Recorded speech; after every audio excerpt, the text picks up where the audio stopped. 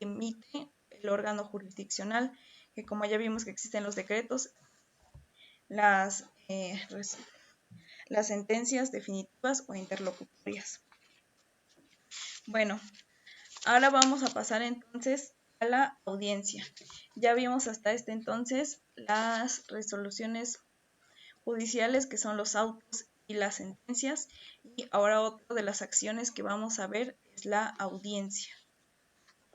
Entonces, ¿qué es la audiencia? La audiencia es la escucha de las partes donde ellos acuden a plantear sus controversias, a plantear su dicho, es decir, de por qué les corresponde esa acción o por qué no le corresponde realizar esa acción.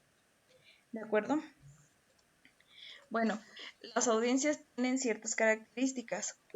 Primero es que son públicas, es decir, que cualquier persona puede entrar. Bueno, esto solamente son públicas, salvo en cuestiones familiares. En ese caso, las audiencias son privadas. Y cuando son públicas significa que cualquier persona puede entrar en la vida, no, anteriormente a la pandemia, y creo que ahora sí se puede, nada más que con un control de personas.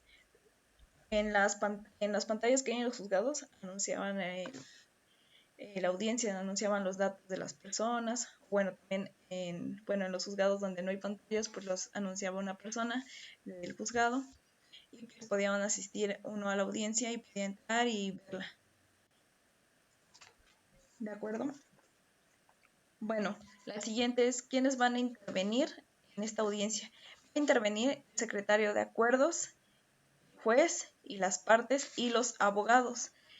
Cuando inicia la audiencia, lo que hacen primeramente es acreditarnos, es decir, los abogados tenemos que acreditarnos con cédula profesional, las partes con su credencial, con una identificación oficial vigente. Son identificaciones que acepta el juzgado, el INE, el pasaporte. En el caso de los extranjeros, carta de naturalización. Y solamente son esas. Bueno, entonces, cuando nosotros empieza la audiencia, como les decía, las partes se acreditan. Entonces, el juez después de eso declara iniciada la audiencia. Ya después anuncia de qué se va a tratar esa audiencia, es decir, puede ser la audiencia de admisión, es decir, cuando ya admite o más bien van a presentarse si corresponde o si se debe iniciar el procedimiento. Va a referirse en cuanto a las pruebas, cuáles se admiten, cuáles se desechan, y va a señalar las siguientes fechas de audiencia. En este caso, la siguiente sería la de admisión o desechamiento de pruebas. En el caso de las audiencias de desechamiento, dependiendo de qué se va a, de admisión o desechamiento de pruebas, ellos van a decir sobre qué va a versar la audiencia, es decir, si se van a desahogar las pruebas testimoniales, las confesionales, o si se va a desahogar las inspecciones o el dicho de los peritos. Es decir, cuando nosotros pedimos nuestra pericial, vamos a anexar un cuestionario, el cual vamos a pedir que el perito, de acuerdo a lo que él pues realiza, es decir, si es un perito en grafoscopía, en arquitectura, con este cuestionario que nosotros le estamos señalando, él va a emitir un informe. En una audiencia especial, él va a informar sobre esa cuestión, o sea, sobre lo que le estamos mencionando en el cuestionario. Entonces él va a dictar su informe y nos va a decir si por ejemplo, si es de grafoscopía, si la firma corresponde o no, o por ejemplo, si le digo si es un perito en arquitectura, si hay daño, a lo mejor cuánto cuesta la construcción, de cuántos son los daños. Por último, la última audiencia que existe es la audiencia donde se dicta sentencia. Entonces, en la vida práctica, aunque nos señala que las audiencias deben ser continuas y que solamente existe la audiencia de conciliación y la audiencia principal, estas audiencias se van prolongando, se van haciendo en otras específicas.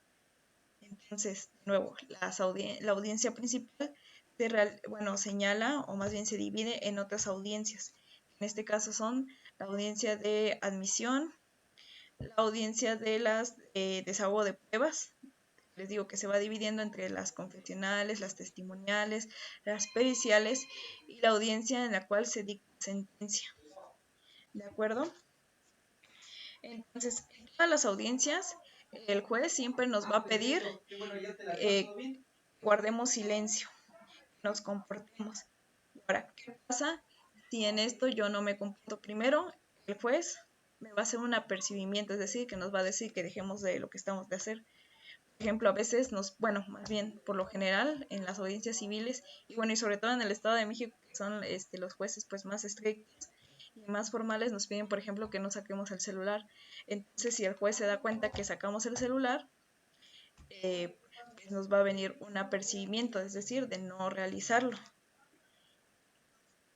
¿Y qué pasa cuando, digamos, después de ese apercibimiento yo sigo sin hacer caso? Entonces viene una multa. De acuerdo que en el caso de la Ciudad de México nos señala que es hasta 6,000 pesos. Bueno, más corresponde a la audiencia. De esa audiencia, yo le estoy señalando todo esto, va a recaerle un acuerdo. Es decir, todo el resumen de la audiencia de lo que pasa me va a recaer en un acuerdo, en el cual me va a decir quién compareció, es decir, si estuvieron las dos partes, si estuvieron sus abogados, a qué hora se inició la audiencia, de qué se trata la audiencia, como les decía, si es de admisión, si es de desechamiento, y al final nos van a venir las firmas, tanto del juez, del secretario de acuerdos y de las partes. Bueno, vamos a leer ahora el artículo 59 del Código de Procedimientos Civiles para que nos quede más claro cómo se llevan a cabo las audiencias. Entonces, se los voy a leer y ustedes me van siguiendo los que tienen su Código de Procedimientos Civiles del distrito. Dice, artículo 59. Las audiencias en todos los procedimientos se llevarán a cabo observando las siguientes reglas. Serán públicas. El tribunal podrá determinar que aquellas que se refieran en el divorcio, nulidad de matrimonio o las demás a que su juicio convenga sean privadas. Es lo que les decía, en materia familiar las audiencias son privadas. En todos los supuestos en que no se verifiquen públicamente se deben de hacer constar los motivos para no hacerlo en privado, así como la conformidad o inconformidad de los interesados. El acuerdo será reservado. Que déjenme decirles también cuando en cuestiones familiares, cuando no comparecen alguno de los dos cónyuges o no comparecen los dos, la audiencia se lleva reservada.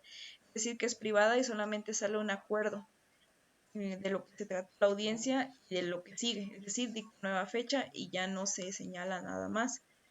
¿Cuál es la desventaja de esto? Pues que evidentemente si yo tenía que realizar cierto acto procesal, por ejemplo, a lo mejor pedir que se admitan mis pruebas o comparecieran mis testigos para llevarse a cabo la prueba testimonial, ya se declara desierta, es decir, que ya no se admite y pues continúa el proceso.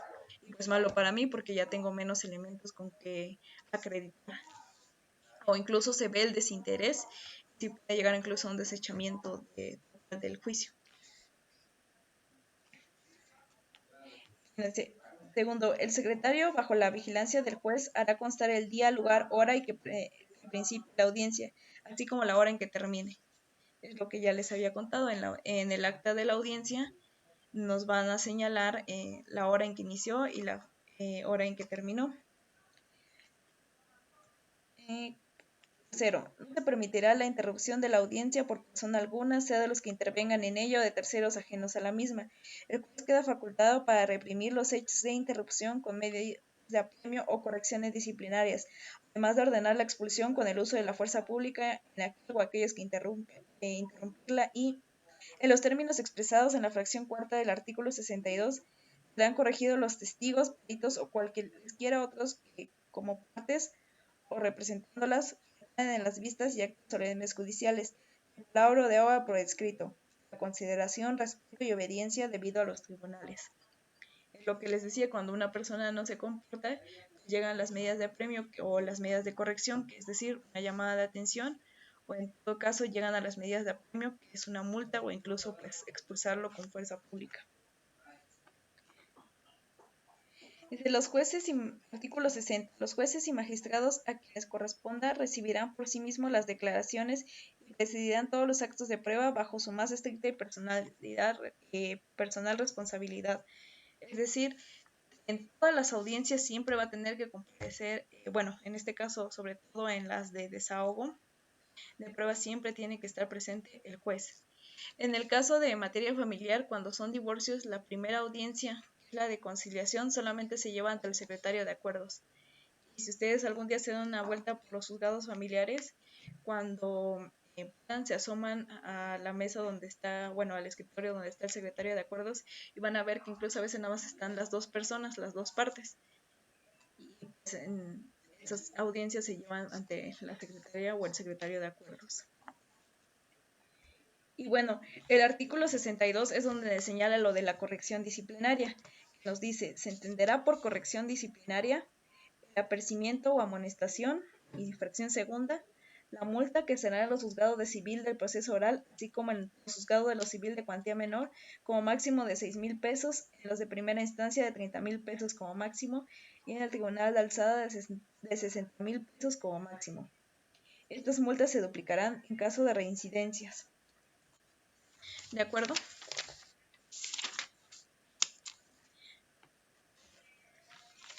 Una pregunta, dice, si en la audiencia inicial se presenta mi esposo para la demanda. Perdón, a ver, tengo mi computadora, tengo uno. Voy a leer las preguntas. Si en la audiencia inicial no se presenta mi esposo para la demanda de divorcio, ¿qué procede? La audiencia sigue. Cuando son audiencias de conciliación de una de las partes pues no comparece, la audiencia se sigue, nada más se asenta de que no se llegó a ninguna conciliación y el proceso sigue y se dicta fecha para la audiencia principal. En materia laboral, la constancia de no conciliación. A ver, permítame. Voy a leer otra pregunta.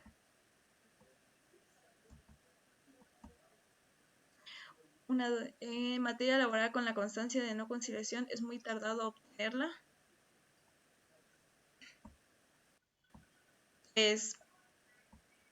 No es muy tardado, el problema es la fecha, más bien en la que surta la conciliación. Y en el caso de la materia laboral sí le dan mucho peso a la conciliación. Entonces a veces pasa que si no se notificó al abogado o a la contraparte, en este caso al patrón, el problema es que vuelven a citar esta fecha para conciliación y así entonces forzosamente se tiene que agotar ese procedimiento. Entonces eso es lo tardado, en lo que lo notifican al patrón, en lo que se esconde y todo eso, pues ya alarga más el proceso. Tienen que estar las partes y sus abogados. En las audiencias de conciliación en materia civil, tienen que estar las partes con sus abogados. En el caso de la Ciudad de México, puede comparecer solamente el abogado cuando no haya precisamente que desahogar o que una de las partes tenga que declarar algo de forma personal. Por ejemplo, en la prueba confesional forzosamente tienen que estar los dos, pero en los demás solamente puede estar el abogado patrono. Lo que siempre tiene que estar es el abogado patrono, no hay de otra. En el caso del Estado de México sí tienen que estar siempre los dos, siempre tiene que comparecer, o de lo contrario, no, a veces no se toma incluso la comparecencia. A mí sí me ha pasado de que llega, de hecho una vez nos pasó que la señora se tardó todavía 10 minutos, pero nosotros ya estábamos ahí, y la secretaria tajantemente dijo, no le tomo en cuenta la comparecencia aunque estén ustedes. Y pues ya, de modo, llegó la audiencia de forma reservada. Lo bueno es que era la audiencia principal, pero de todas formas, pues ya ahí ya íbamos, pues con problemas. ¿Alguna otra duda?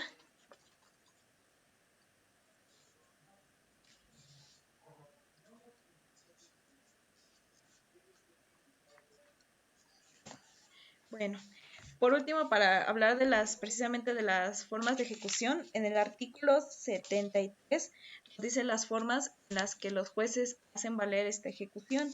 Y nos dice artículo 73, los jueces para hacer cumplir sus determinaciones pueden emplear cualquiera de los siguientes medios de premio. sin que para ello sea necesario que el juzgador se ciña al orden a continuación que se señala. La multa está para las cantidades a que se refiere el artículo 62, del que leímos ahorita de las multas, la cual podrá aplicarse en caso de reincidencia. Segundo, el auxilio de la fuerza pública y la fractura de cerraduras si fuera necesario. Tercera, el cateo por orden escrita. Cuarta, el arresto hasta por 36 horas. Quinta, la presentación de los testigos por la fuerza pública. Si el caso exige mayor sanción, se da parte al Ministerio Público. Bueno, entonces, hasta aquí nos vamos a quedar con los actos de ejecución. Entonces, recordemos que nuestra sentencia nos va a decir en qué o de qué manera se va a resolver el conflicto y si me asiste a mí o no la razón. Pero la manera de ejecutarlos es a través de las medidas de apremio, claro, siempre y cuando la persona también no se resista. Por ejemplo, si en un juicio ya me determinan que yo voy a hacer que la guardia y custodia se queda para mí y el progenitor a lo mejor no tiene ya ningún problema y me dice, ¿saben qué? Pues ya lo entrego, no pasa nada, pues ya perdí. Pues entonces hasta ahí queda, no es necesario las medidas de apremio. Ahora, también en el caso de sentencias en materia familiar, sobre todo de guardia y custodia, de tutores, de alimentos, no hay como tal una sentencia firme. Es decir, la sentencia puede ser modificada de acuerdo al paso del tiempo y de las circunstancias. Por ejemplo, si en el caso de la guardia y custodia a lo mejor ya se lo otorgó a la progenitora, pero digamos que a lo mejor tristemente por el pasar del tiempo y por ejemplo por las cuestiones de la pandemia, la progenitora muere, que es la que tenía la guardia y custodia, pues entonces podemos iniciar otra vez el juicio de guardia y custodia. Entonces, en materia familiar hay sentencias definitivas, pero no hay sentencias firmes, pueden ser modificadas. ¿De acuerdo?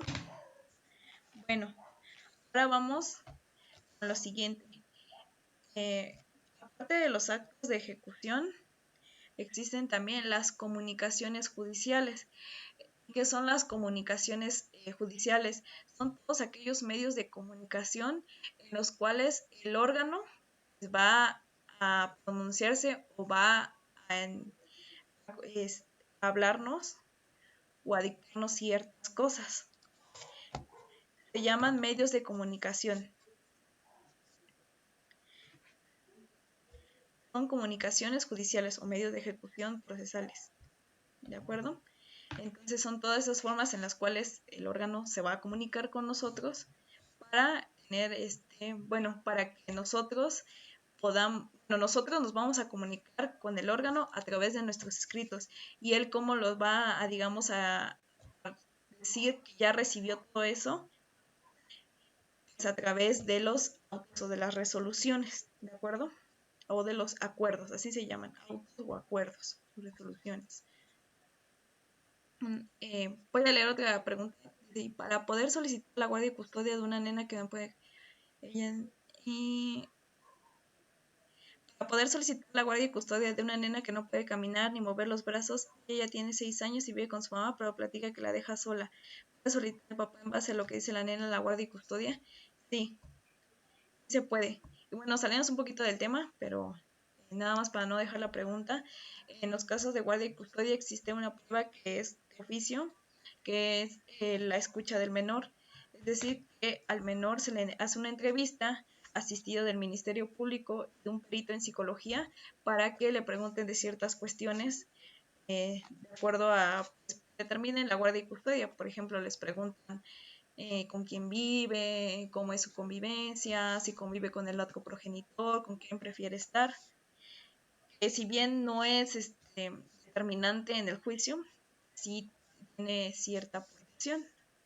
¿De acuerdo? Esto va más encabezado al, al interés superior del menor, es decir, a la protección de sus derechos.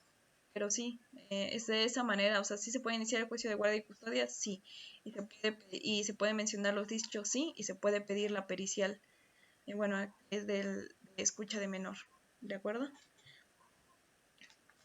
Bueno, entonces en estos medios de comunicación el órgano se va a comunicar con nosotros. Vienen entonces varios tipos de comunicación. Primero vamos a hablar de la primera parte, que son las comunicaciones entre órganos, es decir, entre los mismos juzgadores, entre los mismos órganos jurisdiccionales, entre los mismos juzgados. Entonces, en esta clasificación de entre órganos tenemos los exhortos, las rogatorias y los despachos. Ahora, ¿qué es un exhorto?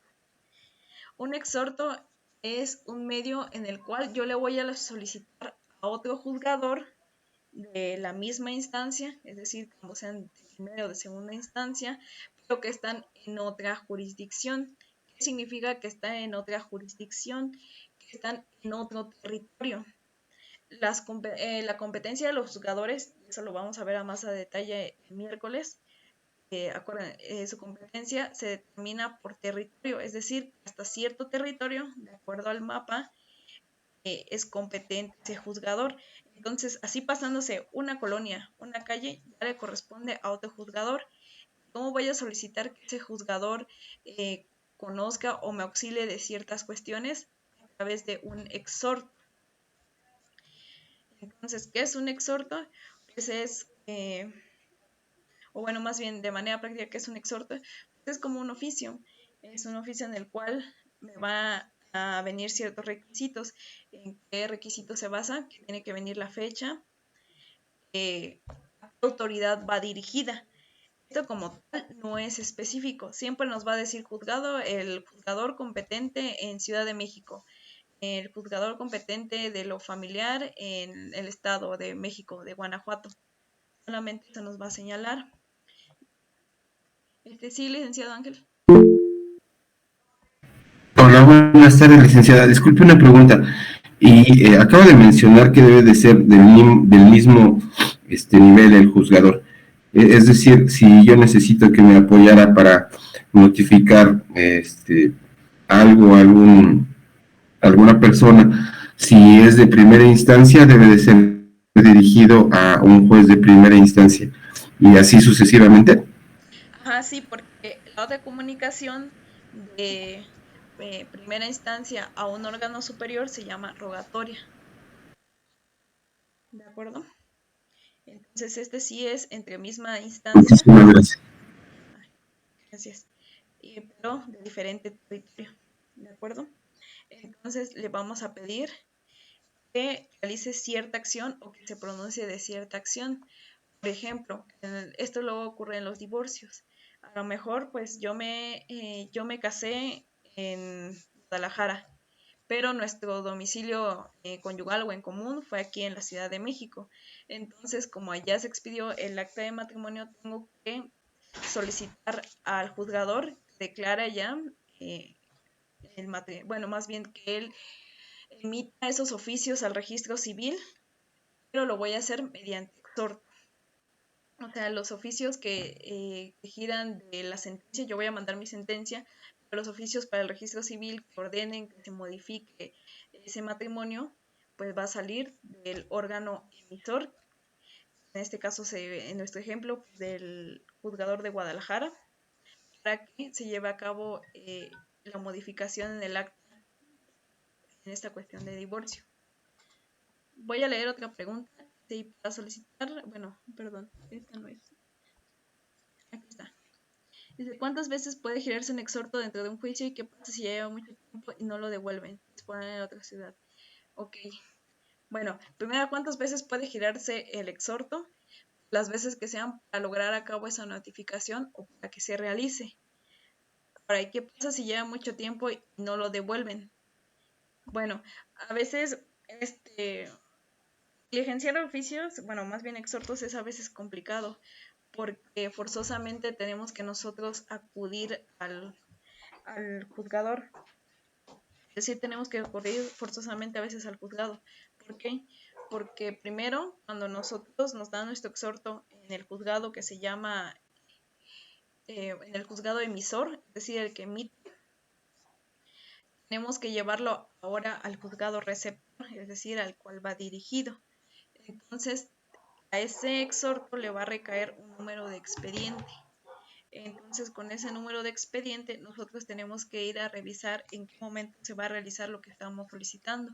Por ejemplo, si es una notificación, tengo que pasar a hablar con el actuario o la persona que lo vaya a realizar, actuario o notificador, para saber en qué momento lo va a realizar y después cuándo va a recaer el acuerdo de esa notificación.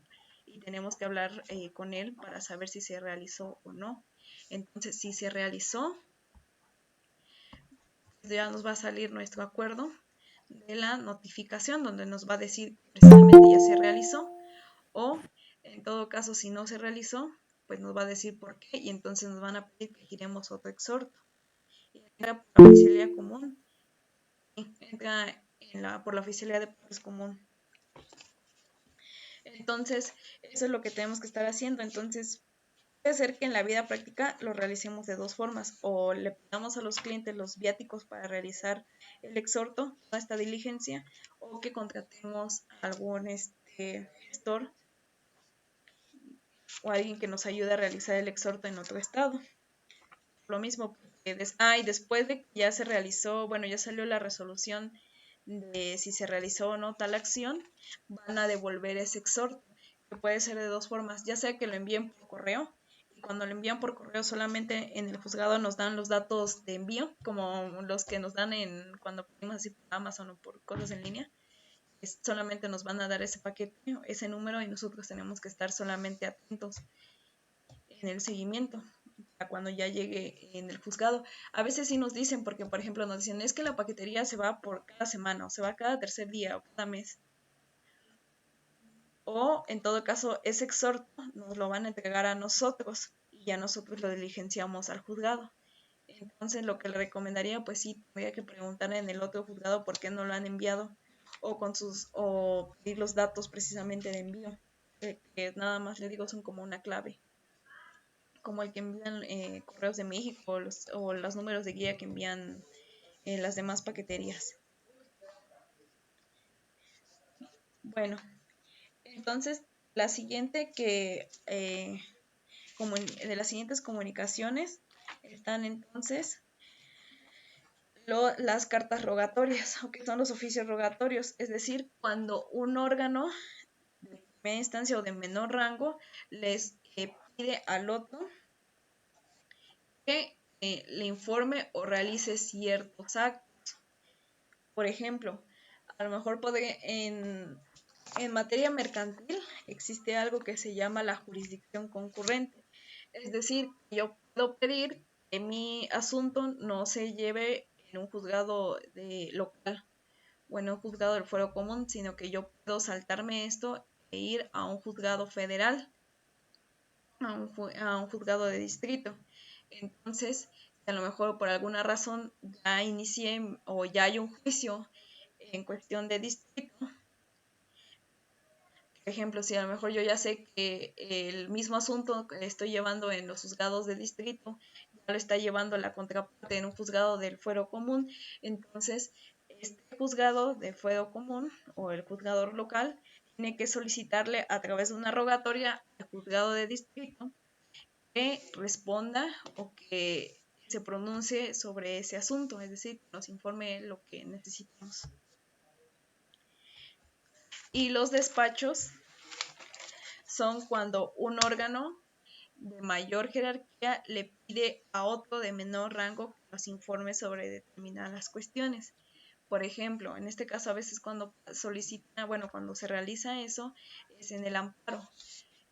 Cuando el amparo solicita a lo mejor que se expidan copias certificadas, que el juzgado se pronuncie en determinadas cuestiones, se hace a través de un despacho. ¿Y qué es un despacho? Es igual, un oficio en el cual viene a qué autoridad se dirige, el número de expediente, sobre qué versa el asunto, viene firmado y igual se ingresa por oficialidad de partes común del juzgado receptor, es decir, del cual va dirigido ese despacho. Y bueno, les voy a mostrar mientras, esto es un oficio como tal, que eso es otro medio de comunicación, los oficios. Los oficios son cuando el órgano juzgador quiere dirigirse a otro órgano que no es un órgano jurisdiccional, o sea, que no es un juzgado, emiten oficios, y así solamente se llaman oficios. Y bueno, se los voy a enseñar rápido, bueno, a ver si se ve en la cámara. Esto, por ejemplo, lo que les decía, que es el número de expediente. Aquí va donde va dirigido. Cuando es un exhorto es igual. Entonces solamente dice juez competente de lo familiar en la Ciudad de México, en Guanajuato. Y en este cuerpo del escrito nos dice en qué va dirigido, o más bien para qué se está enviando esa comunicación. En este caso es un oficio que va dirigido a una compañía de pinturas para que informen sobre el descuento que le están realizando al deudor. Y tiene que ir firmado, aquí está la firma y el sello. No sé si se alcanza a ver el sello, creo que no. Pero bueno, ahí está el sello. ¿De acuerdo? Entonces, esos son los medios de comunicación que realizan entre órganos. ¿De acuerdo? Ya sea, bueno, cuando son de igual jerarquía, pues son los exhortos. Cuando son de un órgano menor a uno mayor, es una carta rogatoria. Y cuando es de un órgano de mayor jerarquía a otro de menor jerarquía, es un despacho. ¿De acuerdo? También existen las cartas rogatorias hacia un órgano extranjero. Y esto, ¿cuándo sucede? Cuando a veces nosotros, bueno, más bien cuando una de las partes o algo referente al asunto se ventila en otro país. Entonces necesitamos pedirle a través de una carta rogatoria al otro país realizarse ciertas cuestiones o que ejecute ciertas cuestiones o informe ciertas cuestiones. Por ejemplo, podría ser de un matrimonio que se celebró en Estados Unidos. Necesitamos una carta rogatoria para que el juzgador competente allá nos emita este acta de matrimonio. ¿Y licenciado Ángel? Licenciada, disculpe la molestia. ¿Qué sucede cuando una persona está en el extranjero, Canadá, y tiene una hija en el Estado de México? ¿De qué manera se puede hacer efectivo que cumpla con su pensión alimenticia si la persona está fuera del país? A través de la carta rogatoria que precisamente se tiene que pedir, bueno, más bien que se tiene que llevar ante el consulado para que, bueno, dentro del expediente tenemos que asentar eso, que la persona vive en otro lugar, y entonces nos van a ordenar la carta rogatoria. Pero para esto, el problema aquí que a veces pasa es cuando la situación de las personas no es legal, es decir, cuando son inmigrantes. Entonces, pues sí, lo que podría hacer es eso, su carta rogatoria para que allá el órgano se pronuncie, para que lo notifiquen allá, para que puedan cumplir el descuento. Ahora también aquí va a entrar la manera en que se realice el descuento. Más seguro es que que lo pidan a él, que lo haga de manera voluntaria, es decir, que lo envíe. Pero sí, el primer paso es pedir la carta rogatoria. Muchas gracias. Todavía mejor. Muchísimas gracias. Bueno, ahora entonces viene la comunicación del órgano jurisdiccional hacia las partes, es decir, hacia los particulares, hacia las personas que están en esa controversia. ¿Cuál es la primera? La notificación. ¿Y qué es la notificación? Es todo aquello que el juzgador le va a hacer saber a la contraparte o a una de las partes para que realice o se pronuncie sobre cierta acción. Por ejemplo, bueno, hay diferentes tipos de notificaciones. La común es la personal, es decir, ya sea que la persona acuda al juzgado a recibir su notificación o a través de persona autorizada, en este caso son pues luego los pasantes o los abogados, o que se le realice la notificación personal en su domicilio. Entonces, ¿qué necesitamos para que una persona tenga una notificación personal? Tenemos que pedirlo en el juzgado a través de una promoción. ¿De acuerdo? Entonces, esa promoción nos va a recaer una cédula de notificación. En la cédula de notificación va a tener los datos de... Perdón, Va a tener los datos de la persona a la cual se le va a llegar esa notificación, va a tener su dirección, el número de expediente, el número del juzgado y para qué es esa notificación. Lo más común pues son las notificaciones de demanda o en el caso a veces de sentencias, cuando la persona pues ya no asistió a la última audiencia o ya dejó de asistir, pues se le tiene que notificar porque la tiene que cumplir. ¿De acuerdo? Entonces, esa es la primera es la notificación personal, que es la que les decía, que ya sea que la persona acuda al juzgado o que se realice en su domicilio con ellos. La siguiente es por cédula. ¿Qué significa por cédula? Cuando la persona la persona no está en su domicilio y como no puede ser de manera personal, entonces deja una cédula, es decir, le va a decir qué día tiene que estar esa persona para que pueda recibir esa notificación. En caso de que la persona no esté, entonces ahora sí se va a recibir la notificación quien esté en el domicilio, ya sea su familia, sean sus empleados o sean alguna otra persona que habite. Por ejemplo, a veces pasa, por ejemplo, ahora con los roomies, ¿no? En una casa pues viven diferentes personas. Entonces la persona que esté es la que la puede recibir. El único problema aquí es con las personas de servicio. Tienen que ser personas que presten un servicio personal al que va a recibir la notificación. Por ejemplo, un asistente, no sé, a lo mejor la secretaria de algún despacho de una empresa, los empleados domésticos. Pero, por ejemplo, si es una persona que nada más vino a arreglar la luz o vino a hacer trabajos de plomería y lo recibe, esa notificación puede ser nula. ¿De acuerdo? Que no acredita que esa persona que trabaja de su confianza o que vive ahí en el domicilio.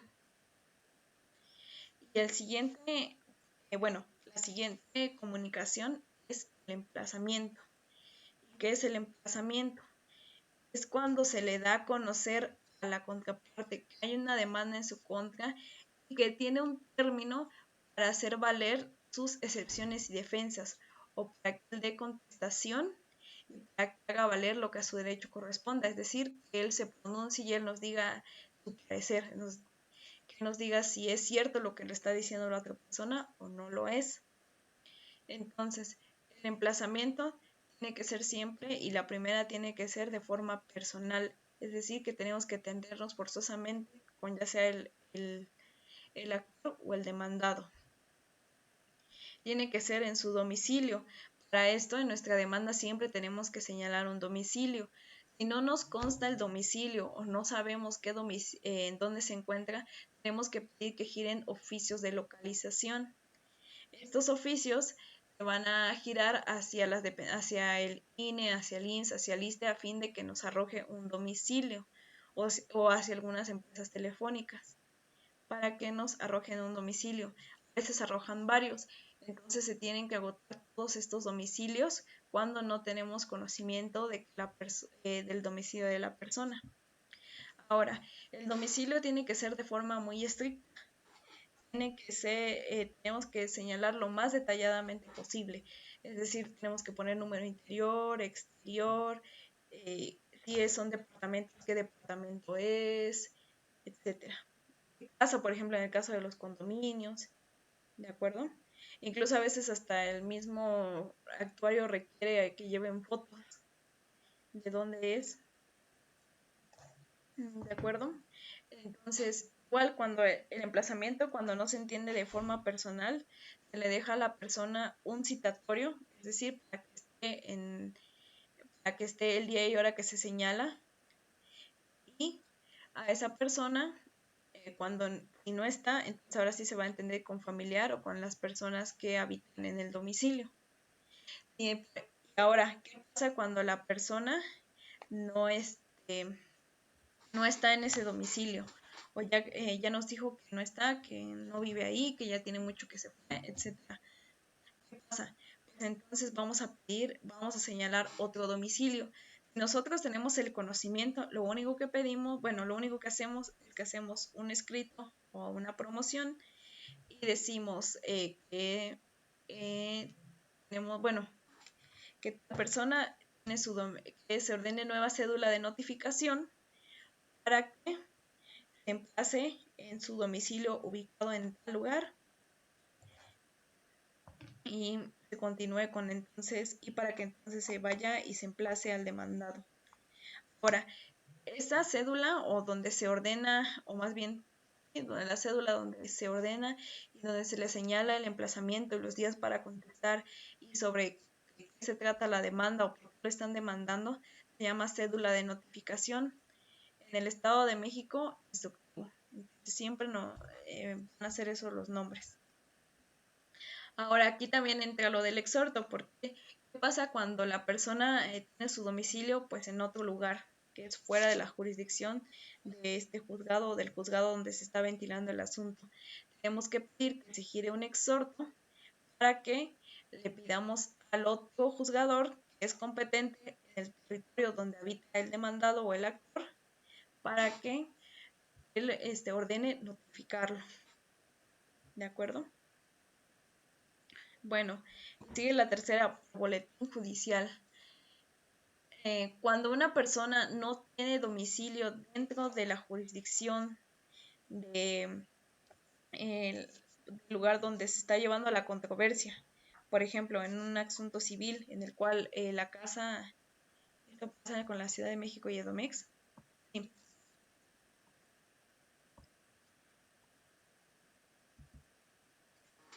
¿Cuántas? Sí, todo para girar exhortos sí pasa con la Ciudad de México y Edomex. Y también la cédula de notificación. En el caso de la Ciudad de México, la cédula de notificación se llama así en la Ciudad de México y en el estado se llama instructivo. Igual también, en el caso de la Ciudad de México, igual tiene que ser primero de forma personalísima, se tiene que agotar esa vía, y si no, entonces ahora sí se deja a empleado o doméstico. En el Estado de México solamente tiene la cualidad que forzosamente tiene que dejar citatorio para emplazar primero. Es decir, antes de yo llegar con la persona, esté o no esté, tengo que dejar un citatorio. Bueno, de ahí que cuando nosotros no tenemos un domicilio dentro de la jurisdicción de este órgano, es decir, no tengo una dirección cerca del juzgado donde se está llevando la controversia, puedo pedir que se me notifique a mí por boletín judicial. ¿Qué significa que se me notifique por boletín judicial?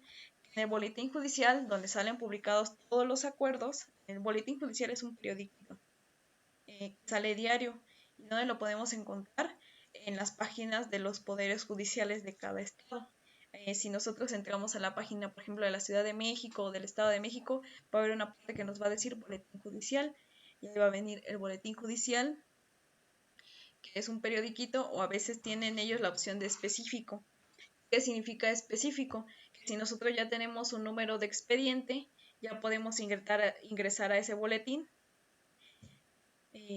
para revisar nuestro asunto si hay un auto en esa fecha o no hay. En el jueves, creo, me parece, o mañana, ya les vamos a enseñar a contar precisamente los tiempos en los cuales, por ejemplo, tenemos que revisar el boletín o todas estas cuestiones.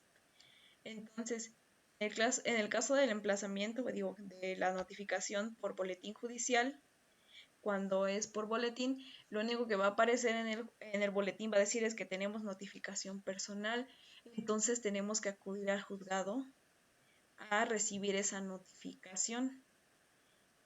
¿De acuerdo? Entonces en el juzgado ahí nos van a decir cuál es la desventaja de esto, pues tenemos que estar atentos al boletín, porque si no,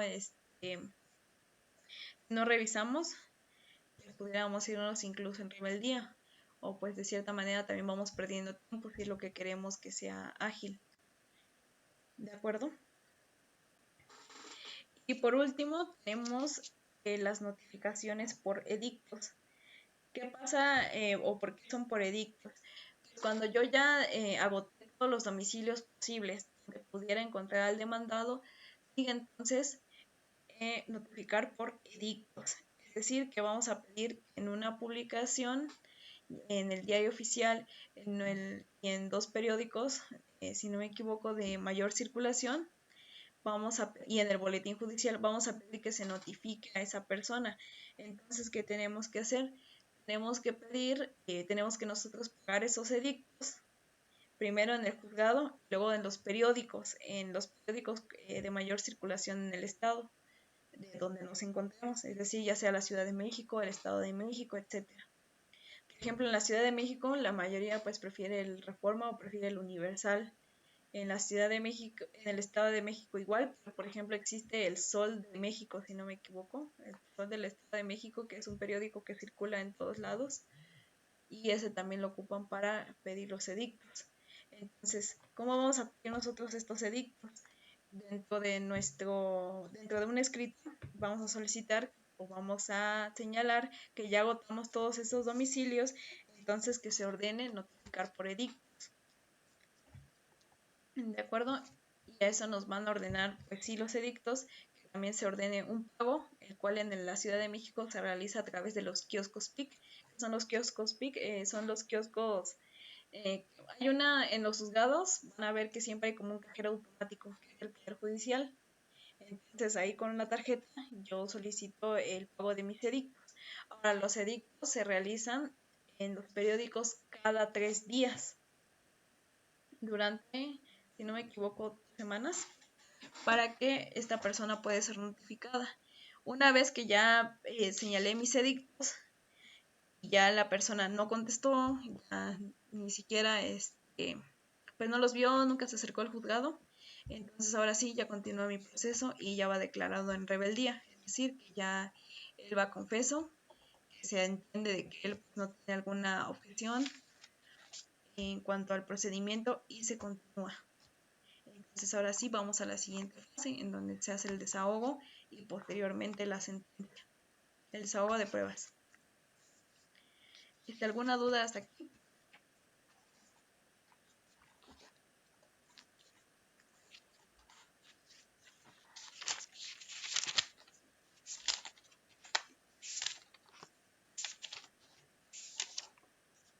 Bueno,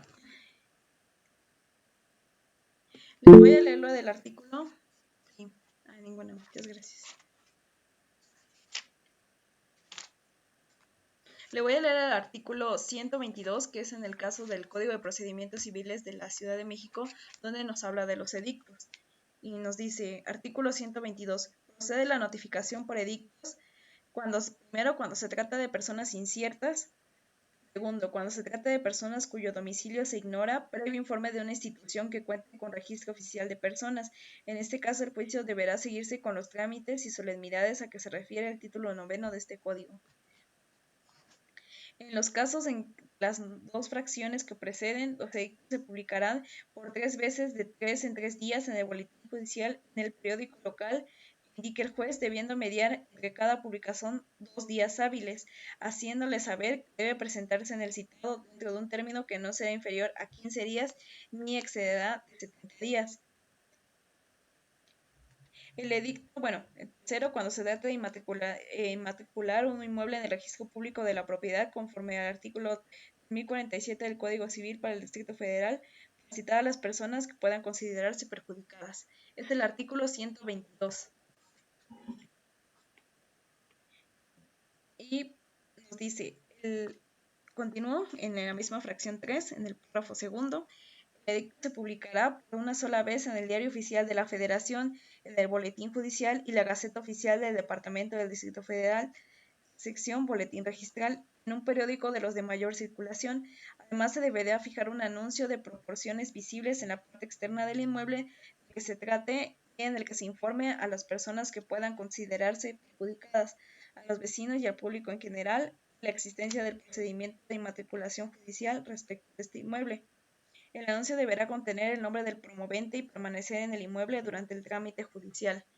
Entonces, la fracción primera nos habla de cuándo puede notificar por edictos. Primero, cuando se trata de personas inciertas, es decir, que no tenemos conocimiento ni de su nombre ni de su domicilio. Cuando se trate de personas cuyo su domicilio se ignora y que ya agotamos esta vía de oficios. El tercero nos habla de un inmueble que hay que inmatricular, es decir, cuando hay que hacer su inscripción en el registro público. Y nos dice, en la solicitud se mencionarán el origen de la posesión, bueno, en su caso el nombre de la persona de quien obtuvo la posesión del peticionario, el nombre y domicilio del causaviente de aquella que fue reconocido, la ubicación precisa del bien y sus medidas y colindancias, el nombre y domicilio de los colindantes. Asimismo, le acompañarán un plan autorizado por la Tesorería del Distrito Federal y certificado de no inscripción del inmueble. Bueno, ese en el caso de la inmatriculación de un inmueble.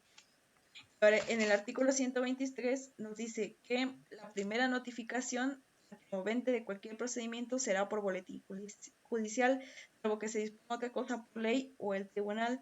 En todo caso, el tribunal tendrá la obligación de notificar personalmente, entregando copia simple o fotostática de la resolución, la segunda y anteriores notificaciones a los interesados o sus apoderados, procuradores o autorizados, si estos ocurren al tribunal o al juzgado respectivo, el mismo día en que se dicten las resoluciones que hayan de notificarse sin necesidad de esperar que se publiquen en el boletín judicial, dejando constancia en autos de dicha notificación firmada por el notificado y el fedatario, o haciendo saber si él primero se negó a firmar. Es decir, después de estas notificaciones por edictos, tiene que acudir la persona al juzgado y en ese mismo momento pues se les entregan tanto la cédula de notificación, es decir, la cédula siempre se elabora, se conozca o no se conozca el domicilio, se le van a entregar una copia de la demanda y todos los escritos que han entrado posteriores a la demanda. ¿De acuerdo? Bueno, hasta aquí nos quedaríamos entonces con la notificación por edictos. No sé si hay alguna duda.